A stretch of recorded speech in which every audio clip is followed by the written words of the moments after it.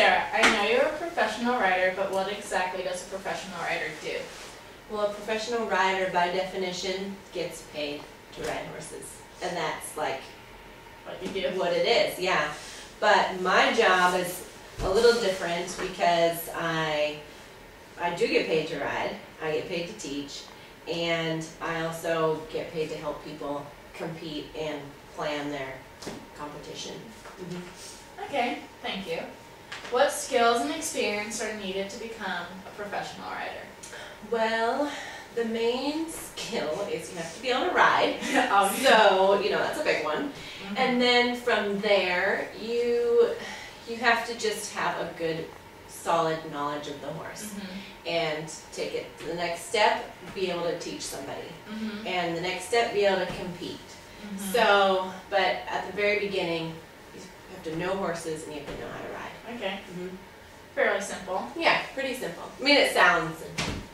It takes years. Yeah, Yes. takes years. How do you learn what horses need in their training? Well, I thought about this question a lot, and for me, my job depends a lot on what the owners want to do. So I have to take a horse and rider combination and figure out their goals, and then go from there. But every day when I get a horse out of its stall, I can just watch it in the cross ties and I can tell what that horse needs to work on. So if it's like pushy in the cross ties, I know when I ride it, I need to work on making it listen to me and learn the cues and the commands to make it do its job. And every horse is different, so it's going to change from horse to horse to horse. Well, every horse is different. Yes. People, no one's going to work on the same thing in their riding. No, they're not. And we all work on the basics, but then we have, every person has their own thing that they have to work on. Yes. Okay. What are the 3 most common problems horses have with training? That's one I'm always curious about. Oh, so this is another question that was a little bit challenging for me because I've been really lucky. Most of the horses that come here don't have problems with training because they know what their job is and they like their job. But I did think that it is hard to get a horse to understand always what you want. And because we're human, we make mistakes. So it can be easy to teach the horse the wrong thing or be telling the horse the wrong thing and not understand why you get the reaction that you get. So the hardest part is translating that to the horse. This is what I want and this is how I'm going to get it. And then teaching the person that's also like the student, the same thing. So I say that's the hardest thing for horses is just them trying to understand what we want. Because most of the horses here like having a job and they like a routine and they like doing what they're doing. So I don't ever have to think like, wow, this horse hates being ridden. So I don't really have, I've been lucky. I don't really have too many problems. You seem like you have been, like when I watch you ride. You have horses that want to work, not that are fighting you to work. They're not grumpy or kicking out or they like their job. And that's important. It's very important. Do you have specific goals for each horse in the training program? Could you please give me an example? Well, that goes back to depending on what the rider, what the owner wants. So if the owner comes to me and says, I have this horse and you're going to ride it, and we want to go to Olympics, well then we have a goal. And then we have all these like thousands of mini goals on the way to get there. But most of the time it's one person has a goal and then we try to find out how to do that. If I could think of a specific example, I would say we have a lot of students that come here that want to qualify for the finals in September. So that would be a goal that we work on over the year, taking the steps to qualify for that final. Or the goal might be as simple as I want my horse to be able to do a lead change, and then that's the goal. But it depends a lot on the people also. Like Kenzie, for example, I know like last year she was trying to qualify for year-end finals. That's kind of like there's a real specific one. Yeah. So it depends on the person. Sometimes they don't match up. Sometimes the horse is telling us along the way, that's not the exact goal I want. Like I can't jump as high as you guys want me to. So then we have to change that goal. Yes, so we have to modify it. Like a person with their goals, you change your goals along the way. You might realize it's not a realistic goal, so you maybe modify it a little bit, and then try to start on that way. Or I might even say like, so-and-so is really bad when I brush it, so darn it, we're working on that. Standing in the cross size is the goal. So it really very works. Yeah. Okay, sorry, my notes. That's okay.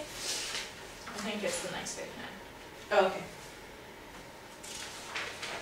To the untrained eye, it looks like we get on and ride around in circles, but what are you actually doing with each horse? Okay, this is a funny question because my friends ask me the same thing. My brother thinks the horse does all the work. Yeah, and you're just going around in circles. The same direction all the time. But really, we're bending, we're lengthening, we're shortening, we're going faster, we're slowing down, we're moving them laterally, we're going up, we're going down, we are going working. Yeah, we are going every way, but you can't, to the untrained eye, you cannot tell. You just don't know. You'd have to go by a real obvious thing, like, I'm obviously cantering over this jump. Yes, but the jump is obvious. Yeah, that's the obvious thing, but all that other stuff that we do, that's how we teach them how to jump and how to ride and like all that. Leg heels, going laterally. Yep. Or lengthening, collecting, big circles, little circles. 10-meter circles, circles at the whole end of the ring, down the quarter line, broken lines, all different. Yep, but it can look the same. It looks the same. Or it can look sort of erratic and crazy, probably, if you Probably don't know. Yeah. Erratic and crazy would be my bet. Yeah, if you see somebody serpentining up and down the ring, you might. Your favorite exercise, speaking You of. might be like, what's going on over there? Yeah. It's like, wait, why are these people going across and turning and then going across again? But we're trying to get them supple and comfortable and listening, so that's what we're doing. Yes, although to that untrained eye, they can't tell. They can't tell. Yeah. No one knows. Right. It just looks like we're going every which way. Yeah, exactly. Or one way all the time. Or one way, like your friend thinks you know what you're talking about. How long have you been riding horses for, and when did you become a professional? I've been riding for 30 years, and I've been pro for about 12. Impressive. Yeah. So you've been riding pretty much your whole life? Oh yeah, since I was a baby. Pictures of us on the horse when we were like 2 and 3 years old. I remember seeing those like around the barn, like those. Yep. That's cute. Yeah, my whole life. My whole life. Having ridden at other top hunter jumper barns, how do their training methods vary? Could you please give me some examples? Well, this one was another tough one for me because most people that I've worked with follow the same ideas that we do. So, since we're all learning how to jump and compete, we're like basically we've got the basics and then building from there. Some people, without getting too like detailed, maybe? Yeah, without getting too detailed, some people might be a little stronger, like physically, to make a horse do what they want it to do, which we can't do. Or we don't like to do that because we want it to be like the horse's idea. And some people might go a little quicker along the path than we do, like trying to get a horse to jump higher than it's ready to. So, but as far as training goes, hunter jumpers, it's pretty much the same. But probably some barns that might have a totally different way of approaching something than you guys would. Yeah, I just haven't worked with those people.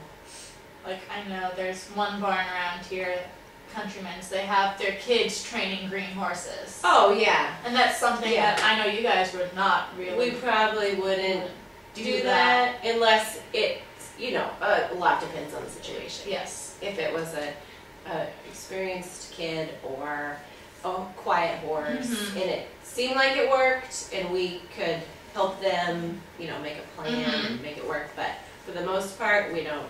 We try to match people up with horses that already know the job. Okay, what are some of the most important lessons you've learned from the high points and the low points in your career? Well, I thought of 2 important ones, and the first one is be patient It takes a really long time to be at the high point, and the high point lasts for like 2 minutes, and then back down. Yeah, so you have to be patient, and the other one is just keep working hard. Like, hard work is going to pay off, but it's going to take a long time, so you have to be patient.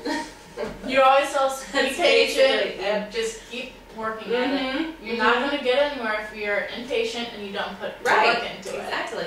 And that's true for anything, right? Anything, but it's especially true with the horses, because they weigh a lot more than we do. Yeah, and they don't know. Like, they don't wake up in the morning and think, gee, I'd like to jump 4 feet today, so let's do it. Yeah, no, they're thinking about dinner, turnouts, lunch. I'm going to get a good roll in today. Like, that's not their priority. No, so, their priority is being a horse, not being someone's ride around the ring. Right, so just be patient and keep working hard. Yeah. Okay, how important is it for a rider to be physically fit, strong, and healthy? And then, like, what parts of the body would you need to be strong and to ride? Well, I think it's very important. Obviously, you know, that I like to work out and be physically fit, but it's really important because that's what's going to keep you safe. So if you're not, it doesn't mean that everybody has to have superhuman powers, but you have to have enough fitness to be able to be in balance with the horse and control it. And your most important parts would be your core, so like your stomach muscles and your legs. Like your core, if you don't have a good core, you're going to slouch, and you're going to be a sack of potatoes, as your mom likes to say. And then if you don't have strong legs, if your horse does something bad or if it trips, off you come, most likely, or you're going to go on an eck or wherever. And you don't want to be like huffing and puffing while you're riding around riding horse, because then you're just not going to. Then you're not going to. You're tired and you're not going to be able to do it. Yeah. So yes, being physically fit and healthy are important. Like I know you do CrossFit, running. CrossFit and running. Yeah. I think not that I'd recommend that for everybody, but that's your personal choice. Yes, and I would say, like, if you would, like, even for some people that might be as much as just like getting some good walks in and walking the dog or a little jog or swimming, you know, whatever can help you stay strong. Like I go running, do push-ups, sit-ups, weights, do different things, change it up, but I still try to work on all aspects. And I know like some of the people here go swimming and do yoga. Most people are pretty fit here, or like to, you know, stay active, and it's important too because we expect that of the horses. So why should them? Right. We're out of shape, and we're not in the best shape we can be if we're making them stay in shape and keep.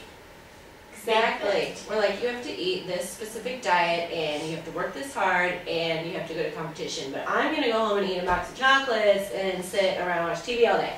Like that's not really fair. Yeah. Some people probably could get away with it if they did walking, but I mean, if they had a fast metabolism. But in reality, not everyone has that fast of metabolism. Right.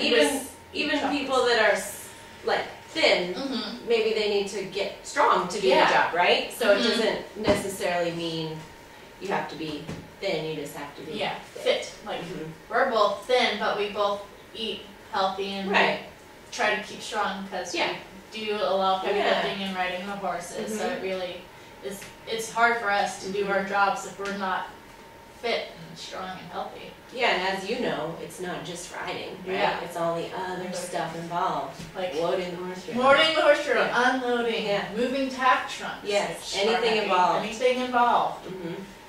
We do a lot of heavy lifting. So yes, very important. Right.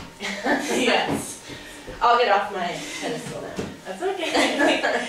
What is your favorite thing about being a professional rider? Why? Oh, well, I mean, I love horses, so that's pretty obviously a good one. But my favorite thing is watching people and horses develop together. Like seeing them learn how to communicate and being able to take it to the next level, whether that's just being able to jump across rail or go be competitive at a horse show.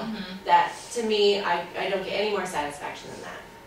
That's a good one. Yeah, it's really, really fun. If anything, what is your least favorite thing about being a professional rider? Why? Well, Well, right now, my least favorite thing is being in the cold. However, I wouldn't trade it for an office job, but that is probably the thing that we complain about the most. And the other thing that I don't dislike this about riding, but is really hard to enjoy. It can be very hard to, like I don't have my own horse, and so I don't get to have that personal experience, which I would love to be able to do, but dealing with people can be challenging. I can imagine. The horse part is easy.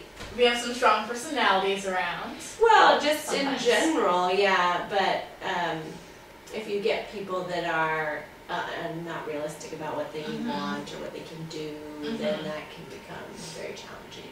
So, I wouldn't say I dislike it, but that's probably the hardest part of the job. Enjoyable. Yeah, and I don't like conflict, so I try to keep the back seat. I've noticed when there's things going on, unless it's requiring you to step in, that you try to get after the kids for being noisy or something, but real true conflict. I mean, if two people were saying something that was hurting business or something, that would be probably something you would not want to enjoy. I would not like that. Not your thing. No. On average, in what range does a professional rider make per year? Oh, not very much. You've told me this before, but if you want to get rich, don't have this job. Yes. If you have a rich husband, then take on this job on the side. Exactly. Oh, that's funny. Do you think having an equestrian college degree makes a difference in how much you make per year? And or does it not really make a difference? Well, I don't have one, so I'm not sure. I think in some ways, maybe just having a degree, not necessarily an equestrian one, but maybe a business one, yes, it probably would be very helpful. And it might, I might be a little bit smarter about the business side of it. I don't think an equestrian college degree, I just really don't know. But I think to be at a larger barn, maybe one that shows 45 weeks out of the year, they're going to hire someone based on their experience, not necessarily whether or not they have a degree. I know some of those colleges that offer training degrees, for a trainer, professional degree. They have all that experience in college, but it's not the real life experience. Yeah. But I'm sure that they have learned lots of things that I didn't, budgeting and things like that. Not my strong point. So, that could probably help, but I don't think it would necessarily get you a better job in horse riding. It really depends on location too. The East Coast, I know, is a huge business. Isn't East Coast some parts of the East Coast or no? For riding? Riding more larger barns. Yeah, there's definitely more. A little bit bigger. There. Yeah. Then up, I know the Pacific Northwest is kind of small. Yes, it's definitely a lot less here. We're kind of all in one area. Whereas, if you think about horseback riding in Washington, in hunter jumpers, you're in Seattle. You're in Seattle. Yeah, I would consider us in that zone. Bainbridge, Seattle, Kingston, those areas. If you go to the East Coast, it's all up and down. So. Okay, and then how did you get your foot in the stirrups, so to speak, to become a professional? I started riding when I was very young, and then when I was a junior rider, I was a working student for my trainer, Jill Blunt, and so got a ton of experience there. And then I went on to work at a large show barn in Bellevue, and that's when I started teaching and riding professionally. And then I went back to my original trainer and worked for her for a number of years, and then came here. When was that? When did you come here? Oh, man. I think it's been 7 years maybe. Yeah. It says on the website 2007 is when you joined the team, training and riding here. So yeah, that sounds right. 7 years. It probably is my 7-year anniversary because I came in March. I remember it really well. Just not the year. Yes, year. I remember when I came. Just not the year. Because I brought a bunch of horses with me and everything. But yeah, I I started out at this barn hand walking horses, and then they moved me out of that job pretty quick. And then I started like helping the beginners, like just get ready. And then from there I started teaching the real beginners. And then I just kind of slowly went up and up. And I do remember vividly my first horse show that I coached somebody. I was terrified. And I was mostly afraid that I was going to tell the person to go off course. Now I know, I'd be like, that's your responsibility, not mine. But when you're first starting out, I mean, that's important to you. Yeah, and I just went from there. I guess I did okay because they kept me working there. Yes, well, if you hadn't done a good job, you wouldn't be here. So, is being a professional like a high-stress job? Or when is it the most stressful? Might be a better way to put it. Well, it can have its very high-stress moments. So we tend to joke about it a little. It's not like we're, doing brain surgery here or, finding ways to cure cancer. Yeah. But we are very aware of the fact that people spend a lot of money to do this job in purchasing horses and going to horse shows. And so to me, the most stressful part is helping people with that. So they spend a lot of money to buy a horse, and I'm in charge of helping them find the right horse. That can be stress-inducing.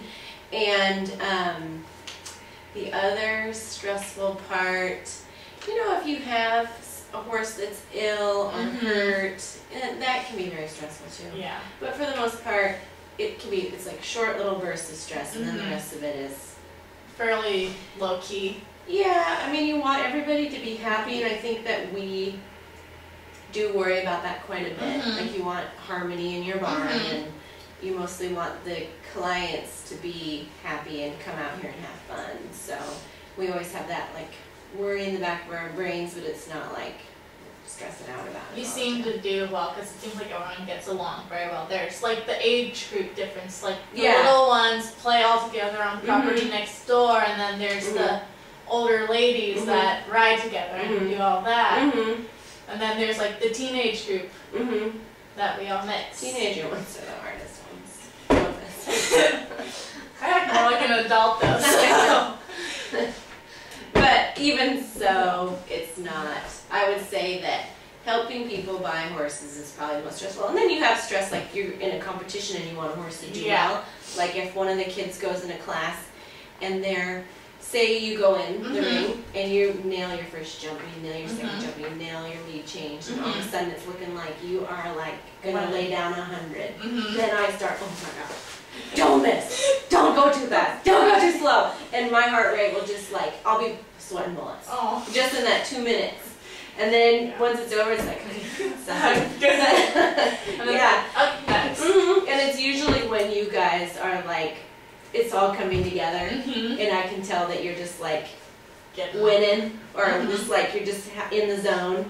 That's when I get most stressed, because I want you to be able to stay in that zone tonight, so that you can understand what it feels like to like be finally communicating with your horse and doing well in a class. And so I'll have that 2 minutes where I'm like, can I have a heart attack? And then I calm down. I know you do like the international, like national hunter derbies with Papiro. Is that kind of stressful, like doing those classes, or not particularly? Yeah. Oh yeah. I get pretty nervous before that, and I try to be aware of how I am when I'm nervous, because for a lot of people they get kind of grumpy when they're nervous, and so I try to be nice and normal, but you also have to concentrate on what you're doing. So it's hard to find that fine line. Like, I want to be nice to everybody, but I also want to tell them to stop talking to me so I can concentrate, right? Could you please be quiet? I'm trying to... Yes. I've got a big class. I got a huge class. I'm riding a horse that's not my own, so I want to do well. So I get kind of, But once you step through the gate, you have to let it all go. It's gone. Yeah. It's gone. Once you're in, and then you're just like, I'm here. Trying to nail it. Yeah. But if I'm just like with you guys, if I'm going around that course and I'm like, oh my gosh, I'm almost done and I'm doing a really good job, then I have to like not distract myself with that thought, because then that's when it all goes away. I know your mom always tells us, as soon as you're doing your course, do the circle, and then like as soon as you're to the walk, then you can let your reins go and then give them a pat. Do not do that while you're still going. Yeah, you don't want to guaranteed way to lose your concentration. Maybe not place as high as you could have had the perfect round, and then not place as high because you dropped your reins too soon. Right. Yeah. So but again, it's like short, stressful moments, and then mostly it's just really fun and satisfying. So, is your schedule quite busy? And how do you find time to do the things you enjoy? Like, is it more busy during horse show season or during the year? That's kind of. So I just have a few things that I really enjoy doing. I enjoy doing CrossFit. Enjoy running. Enjoy eating. We all know how to practice there. Yeah, and being with my dog, right? So. In the summer, I have to just know that I'm not going to be able to do a lot of that stuff. And so you have to I try to prioritize the things that are most important to me then, which is probably like taking Holly on a walk. Might be as simple as that. Knowing that in the winter, I can pretty much, I have a ton more time. Yeah, so I can do it in the evenings or on the weekends. Or in the mornings before you come to work. In the summer, it's just like crazy horse show. There's horse shows every couple weeks. And it's all the in-between stuff too. So if you're not at a horse show, you're preparing for a horse show, and everybody's just kind of amped up all summer long. And I just kind of go into it knowing I'm not going to have as much time to dedicate to those things, which is probably the time that I should be doing it. But it just you should, but it's just not the lifestyle. It's not in the way of how business runs. Yeah, and we try to do that here anyway. Have a schedule as dialed in as possible so that we know when we're going to be. Obviously, can't predict like if a horse gets sick or something happens, or someone gets an abscess in their foot. But if I know I'm going to be done at 5 o'clock on Thursday, every Thursday, I'm a happy camper. If I know I'm going to be done at 7, just as long as I know what the schedule is, then that makes it a lot easier for me. So we try to do that in the winter. The winter is luckily the people I work with are pretty easy. You work with your family. And you guys get along well, so it works out for you guys. It's not like you're working with people that aren't related to you and that kind of know your schedules too, and you can cover. So we're pretty lucky that way. Hey, I forgot I had this event tonight. Do you mind teaching the lessons tonight? So I go do it. That's works out for us. And I know when you do CrossFit competitions, sometimes your mom will ride, or there's someone else teaching the lessons. So it really helps having someone to cover for you. When you want to do the things you want to, or you have like a pre-arranged event that you don't want to miss. Right. So it works out. Okay. Pretty much works out. It works out for the most part. I feel like there was a. I can do all of them. Yeah. Okay. Perfect. Thank you for your time. Oh, you're welcome. It was good because it kind of got me thinking. You mean like.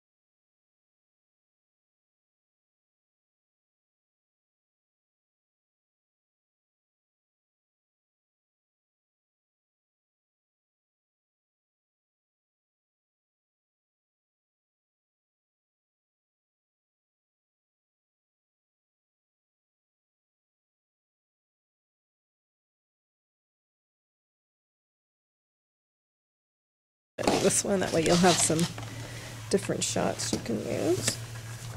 Well, maybe not.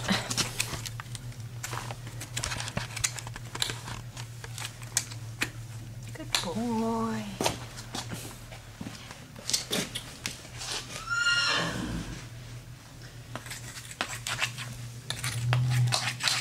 Wow, front's not as dirty.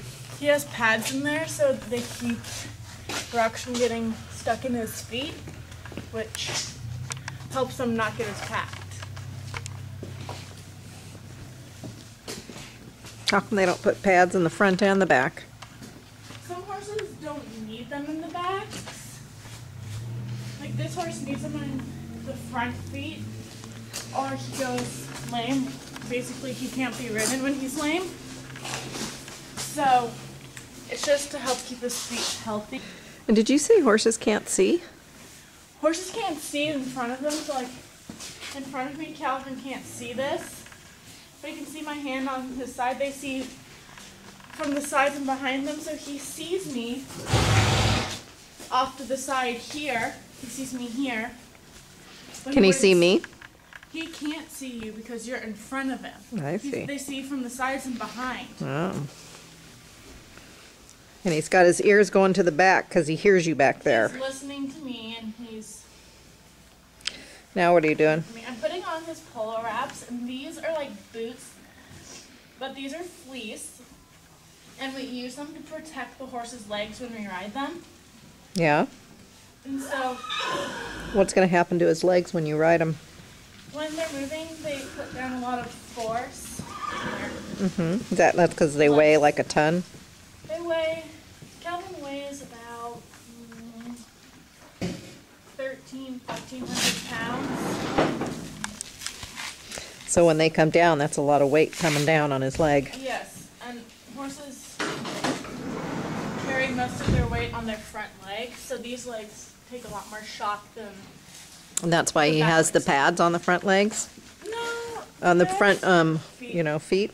The pads, some horses can't deal with the pressure of work without pads, and some horses, their feet are just so soft, they can't not function without pads. Cut out. Forward. Okay.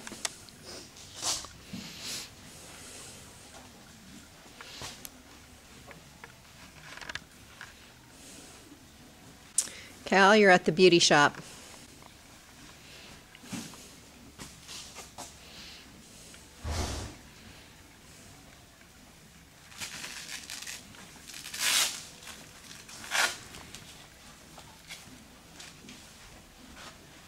Good boy, Calvin.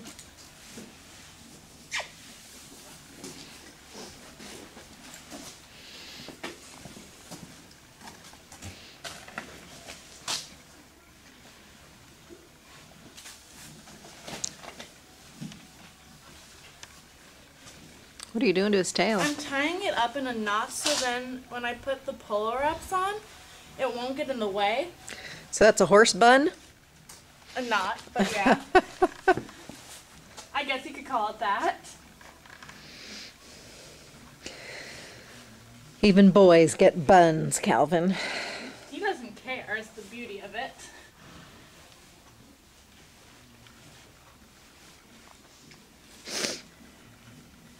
And the one thing about polo wraps you have to be careful of is you have to have it even Why? when you wrap it, because otherwise it puts uneven pressure on their legs.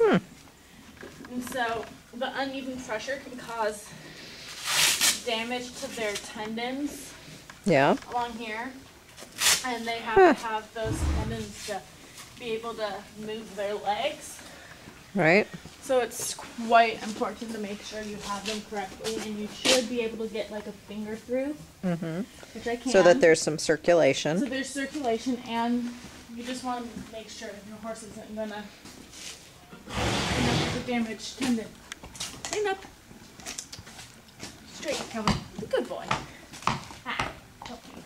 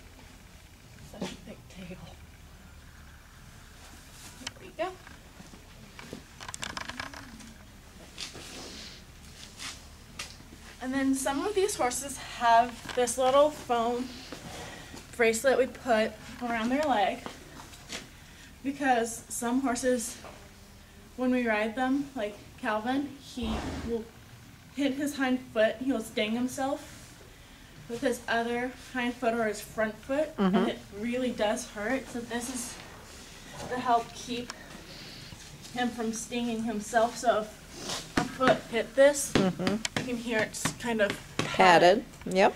So it takes away the sting. And you want to make sure it's tight so when you get on it doesn't come off. Yep. Or you have to put it back on.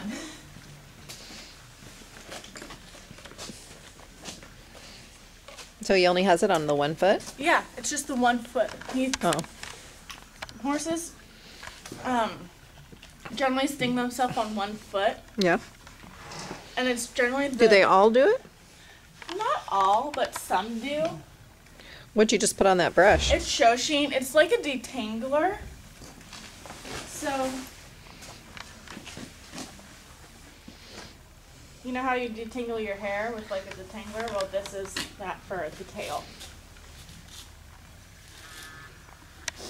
And brushing the tail is kind of the same way as you do your hair. You start at the bottom and work your way up.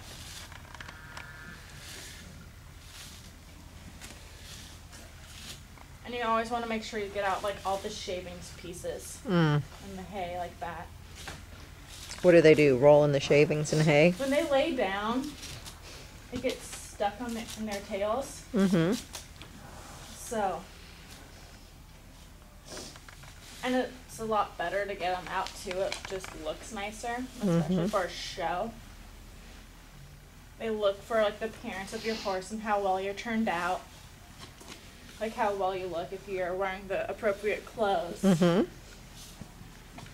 So, we always practice, even when we're at home, to get our horses all nice and looking pretty.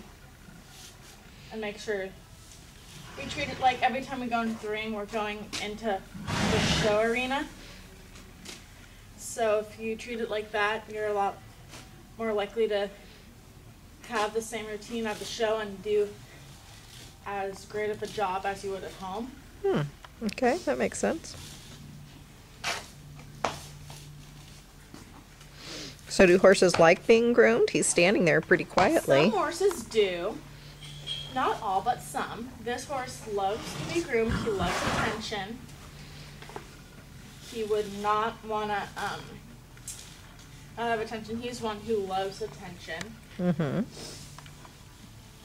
like he will put up with pretty much anything anyone does with him. Grooming, shoeing, vet work, clipping, taking off his long hair. He knows he's getting beautified. And he gets this 6 days a week. Wow. That's a lot of tail. Is his tail thicker than most? Yeah, most horses don't have this wonderful and thick of a tail. Some horses here have really like thin, not very thick tails. And not very healthy tails. He has a really like healthy tail. Yeah, I was going to say, it looks like a lot of tail. If you come and feel it, Mom, feel how thick it is around. Wow, it's pretty wiry.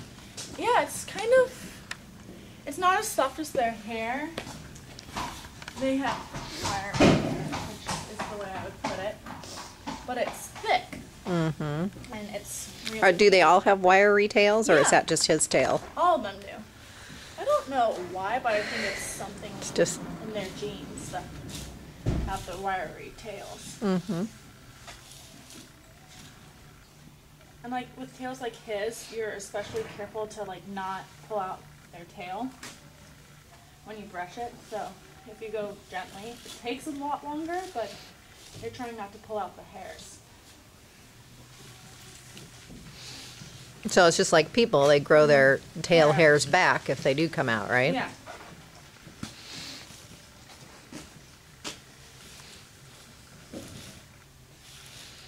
Some horses it takes longer for them to grow. If you were to chop It's kind of like people. Yeah, if you were to cut it, so say I was to cut it off like here, I'm actually not going to.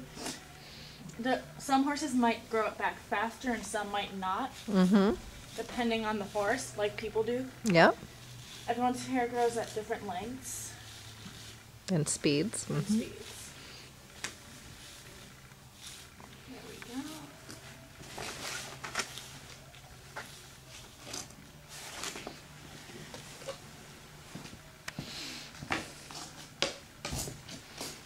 So now I'm taking off his blankets. So is the blanket to keep him warm, or? Yeah, it's to keep him warm, and this top one is to keep him dry and warm. And it keeps some of the gunk off of him too, I bet. Yes. Because I can see it's pretty dirty. Yeah, he was outside when I got here this morning, so he had fun rolling.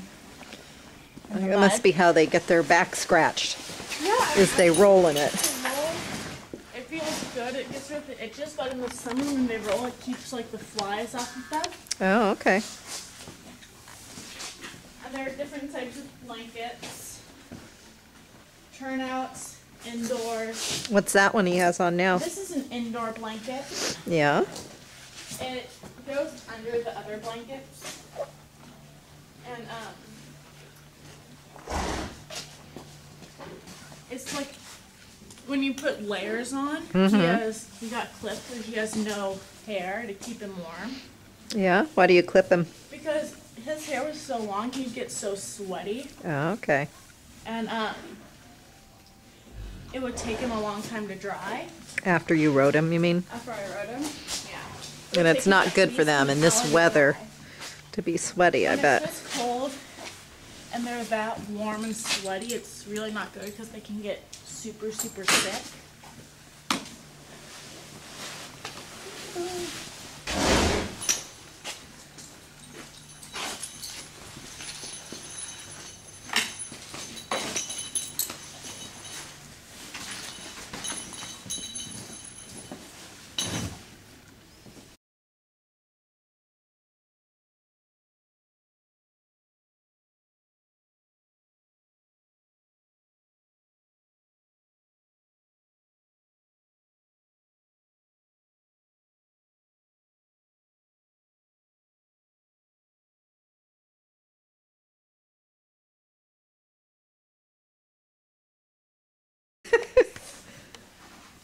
But we put these little fleece coolers on because it helps keep them warm. Yeah.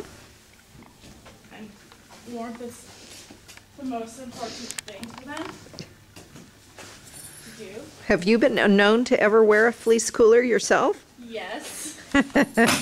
When it gets below like 35 and you're out here all day, you take whatever measures you can get to stay warm, and wrapping yourself in a blanket works too. So this is a martingale, and the purpose of it is to keep him from putting his head too far up and too far down. Okay. And so there are two ways to put it on. You can put it over his head like I'm doing now. No, I don't have food, Calvin, as much as you hope. Later. And these are the cross ties, by the way. These are what keeps our horses in place. If I didn't have these, Calvin would go on a walk. And then the other way to do, put on the martingales is to unbuckle this and then put it on that way. Although I prefer just putting it over his head.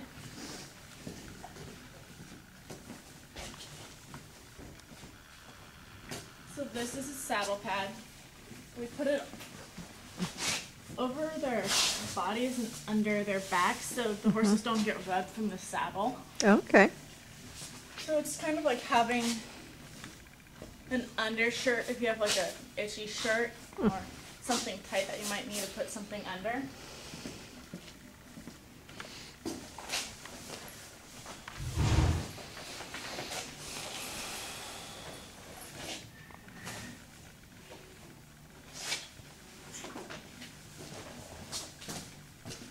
So this is my saddle, and this is what I use to ride him in. I could ride him bareback, which is riding him without a saddle, but it's too cold for that. That's more of a summertime activity for me. And usually your saddle would have stirrups on it. Mine are right here. But today is no stirrup Sunday for me. So no stirrup Sunday basically is I go a day, which is once a week, without stirrups to build up my strength in my lower leg and to help my lower leg position. And then this is the girth. It's kind of like a belt if you think about it, because it keeps the saddle in place. If you didn't have a girth, it would slide off. And that's not good. And then I'm just putting my cooler over my arm.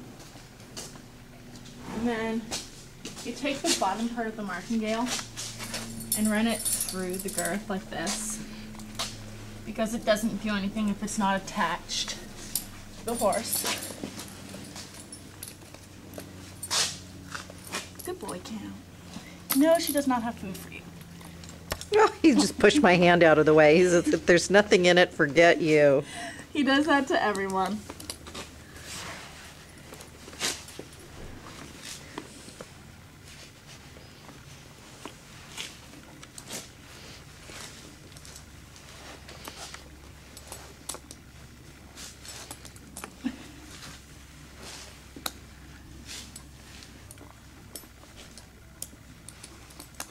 I'm going down on the other side because he's floating up with air, so he's like filling his ribs with air. Why is he doing that? Because he doesn't want the girth to go on. Oh, so he fills up his belly so it doesn't fit around? Yep. You stinker. It's a typical thing, like, to get out of work. Cal, would you do that? He does it at first, and then he realizes he doesn't have a choice. And usually it's not as hard to get the girth on. But this saddle has really short billets. These are the billets. So it makes it a little bit more challenging. Put it on. Good morning. Good morning. How are you? So there's that. I'm leaving party early, and I'm like, oh my god, it's 11 o'clock. And I'm like, oh, there were still a lot of people there. Yeah, no. I was like, oh my gosh. Hey, big boy. Melvin, you're so cute. And his boys were up in Tim's room, which come to find out, probably looking at the early picture that was above his bed. I'm shedding layers because you get warm quickly doing this.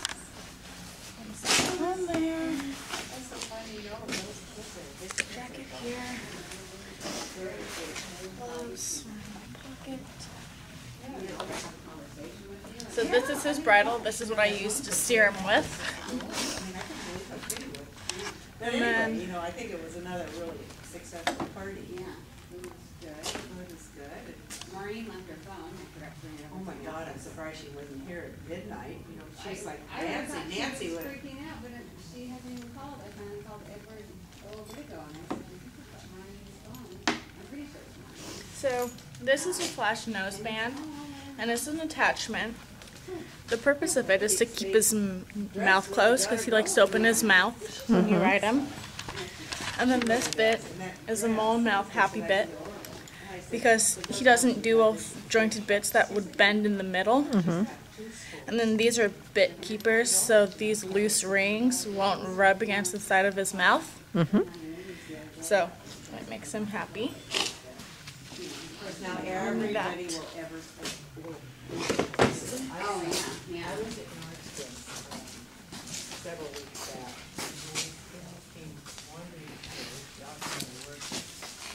So like the steps to the bridle, you leave the halter on and you put the reins over their neck so they don't walk away. Then you take off the halter. There. Yeah, I always not combine them, so I'm not that cute.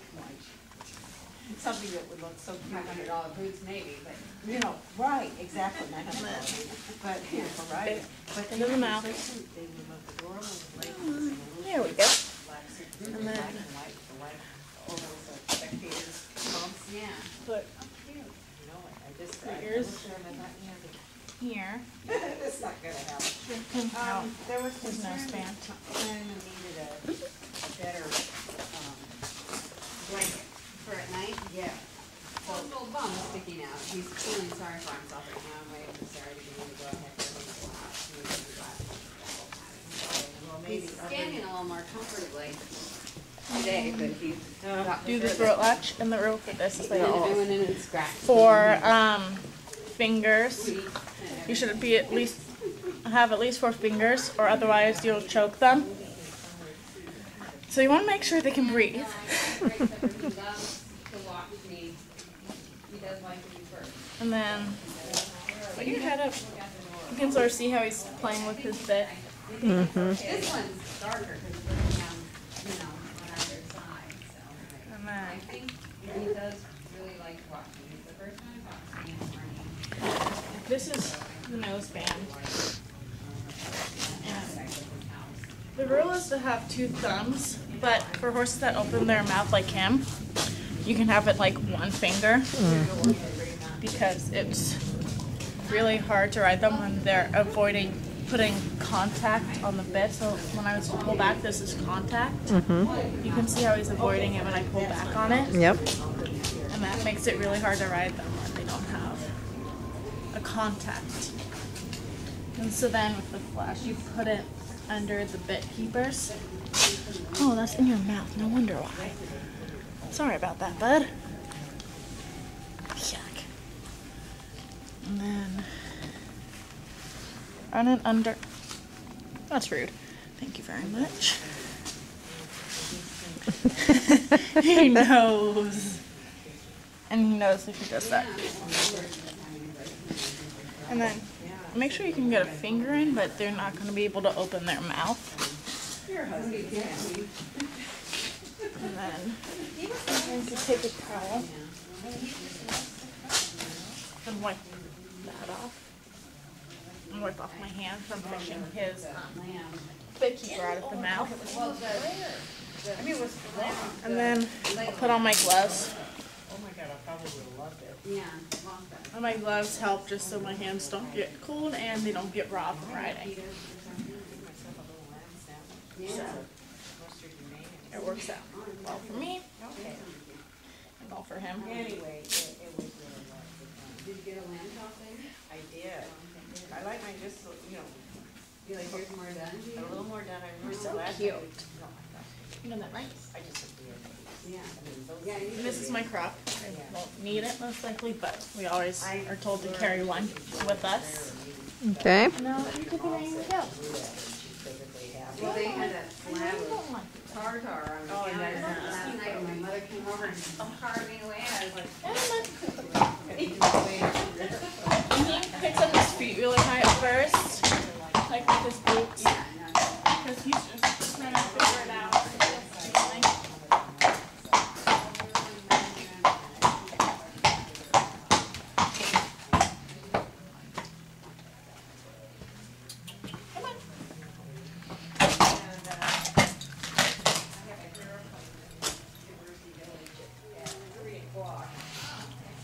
So, wasn't very smart of me.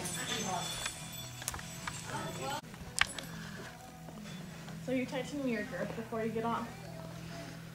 So then your saddle won't slip. And make sure this is the billet guard, and it keeps these metal buckles Uh-huh. from digging in up here. Right. So you can see this has digs in it, but that's what it's supposed to do. It's supposed to get holes and like wear and tear on it because it's supposed to protect this from. Yep.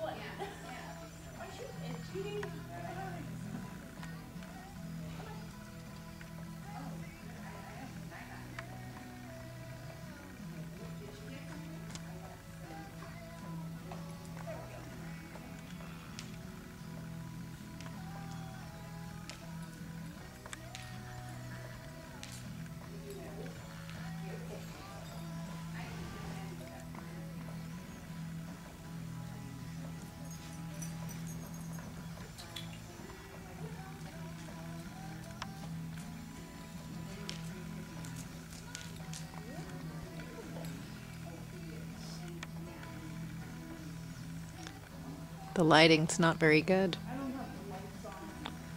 Because you're just a shadow.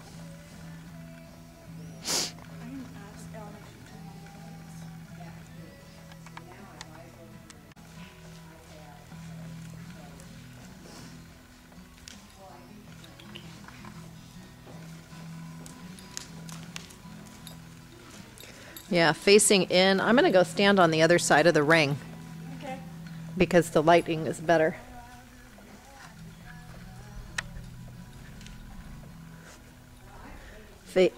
Yeah.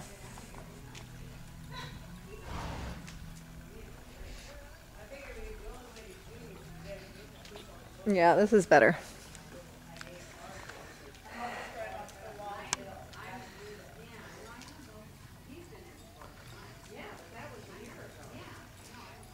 There's not enough food for you, Calvin.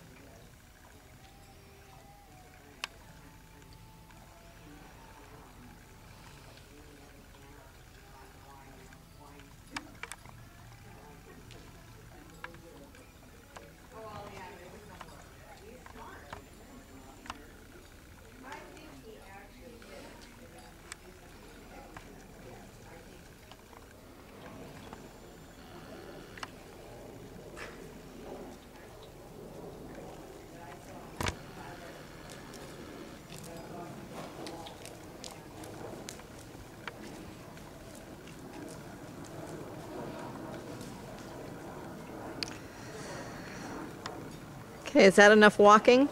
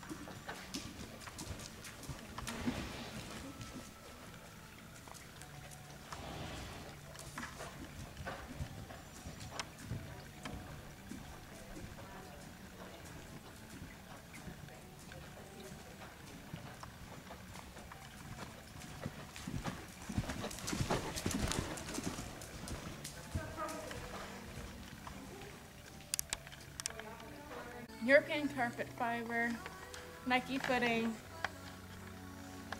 And sand. sand, construction sand. It's quite soft.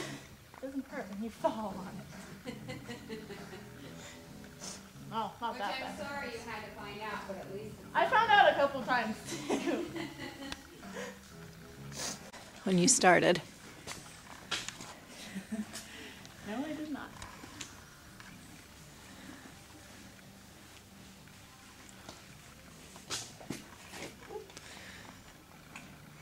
So how was your ride today, He Holly? was so good, super relaxed and calm, and he was very happy just to go around and do. Which, are you tired there, bud? I take that as a yes. A late night for you there, bud? Well, I guess so, since. His tongue's hanging out. Yep. Why is he doing that? He's tired. So his tongue hangs out? Yeah. That's what he does when he's tired? He hangs his tongue out? No, he's just playing with it. Oh. He's, I think he's also fantasizing about food. Because it is lunchtime for him.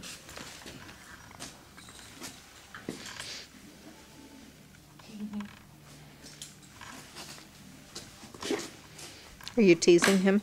No, I'm trying to see if he'll do it. Usually he like wiggles his lip on your hand. Because he's looking for food? It's his begging mechanism if you put your hand out. There we go.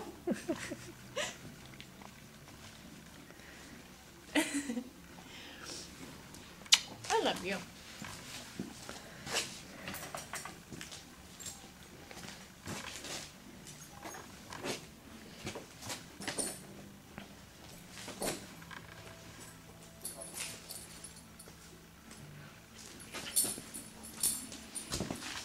Now it's everything in reverse, huh? Yep.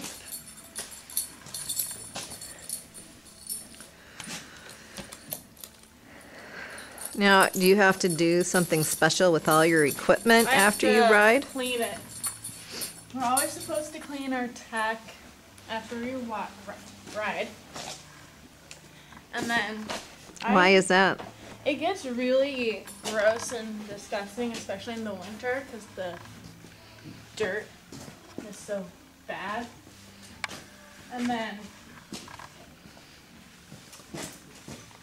I'll show you what I mean why it needs cleaning in a second.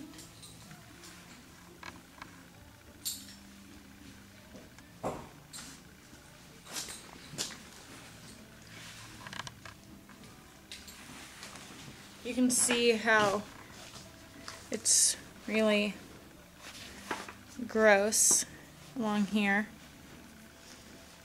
So that needs cleaning. That was just from today, riding? Yeah. Wow. Because I cleaned and conditioned it yesterday. So that's just from one ride. Well, this stuff must be expensive, so it probably helps make it last longer, huh? Yeah. There are cheaper pieces of tack, but they're generally not as good quality. Oh, does that feel good, Calvin?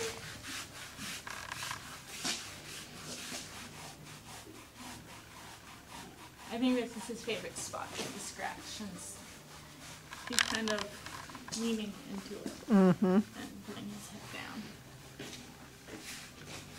He's probably thinking, don't stop. Yes, well, I fucking on, you're going to get cold.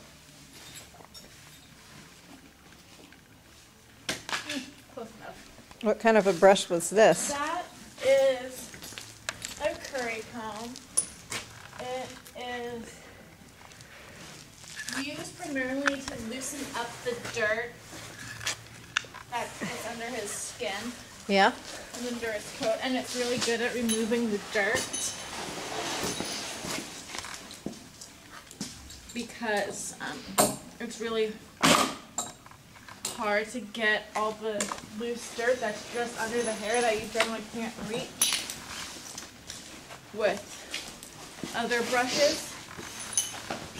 You're not leaving.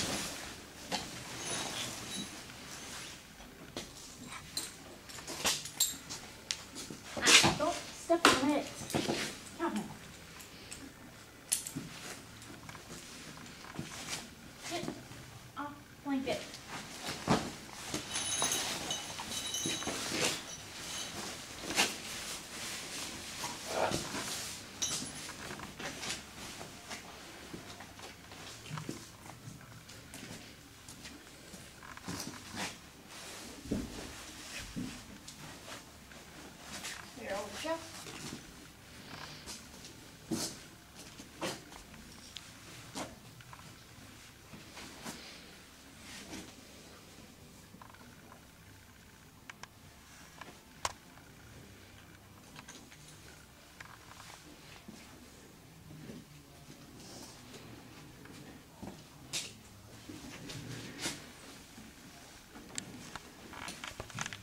So when you take off polar wraps, you pass them back from hand to hand because this doesn't damage their tendons. If you were to roll it up on their tendons, so if you were to take it off and then as you're taking it off, roll it up like this. This can cause tendon damage, doing it this way if you were to take it off their leg instead of passing it back and forth. It's all about their legs, because if a horse doesn't have good legs or if they have a tendon injury, it can take months for them to come back to work.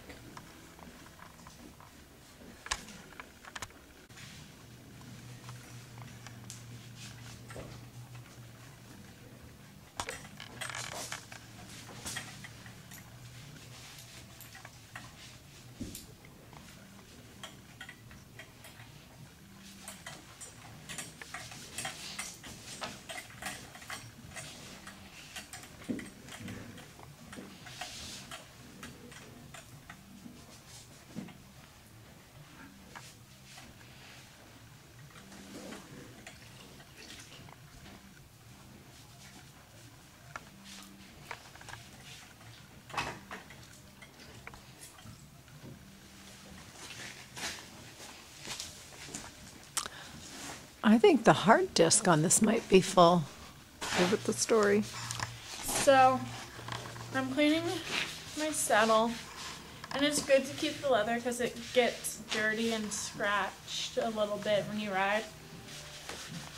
So, you can either leave the soap on or wipe it off. I'm going to leave my soap on because the soap adds stickiness to your saddle.